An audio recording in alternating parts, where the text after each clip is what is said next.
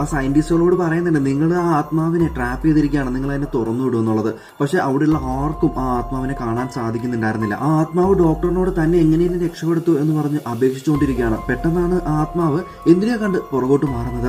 അപ്പോൾ ആ ഡോക്ടർ സയന്റിസ്റ്റുകളോട് പറയുന്നുണ്ട്, എന്തോ ഒന്ന് ഇങ്ങോട്ട് വരുന്നുണ്ട്, നിങ്ങൾ പെട്ടെന്ന് ആ ആത്മാവിനെ തുറന്നു വിടും എന്നുള്ളത്. പക്ഷെ അതാരും കേൾക്കാൻ തയ്യാറല്ലായിരുന്നു. ഇത് കണ്ട ആ ഡോക്ടർ നേരെ ആ പവർ സപ്ലൈ കട്ട് ചെയ്യാനായിട്ട് പോവുകയാണ്.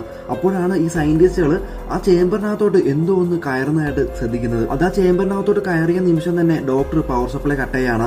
ആ നിമിഷം തന്നെ ആ ആത്മാവ് പുറത്തോട്ട് രക്ഷപ്പെടുന്നു. ഇതേ സമയം അവിടെ കറണ്ട് പിന്നെയും വരികയാണ്. അവിടെയുള്ള മറ്റൊരു സയന്റിസ്റ്റിന് അവിടെ ഒരു ഈവിൾ സ്പിരിറ്റ് ഉള്ളതായിട്ടുള്ള ഒരു തോന്നൽ ഉണ്ടാവുകയാണ്. ഇത് അവിടുത്തെ ചീഫിനോട് പറയുമ്പോൾ അവരത് കേൾക്കാൻ തയ്യാറല്ലായിരുന്നു. നിങ്ങൾ ഇപ്പോൾ തന്നെ ആ ചേംബർ തുറക്കണം, എനിക്ക് അതിനകത്ത് പോയി പരിശോധിക്കാനുണ്ടെന്ന് പറയുന്നു. അപ്പോൾ അവർ ചേംബറിലോട്ട് പോകുന്നതിന് മുമ്പായിട്ട് ആ സയന്റിസ്റ്റ് ഡോക്ടറിനോട് ചോദിക്കുന്നുണ്ട്, നിങ്ങൾ അതിനകത്ത് എന്തെങ്കിലും കാണുന്നുണ്ടോന്ന്.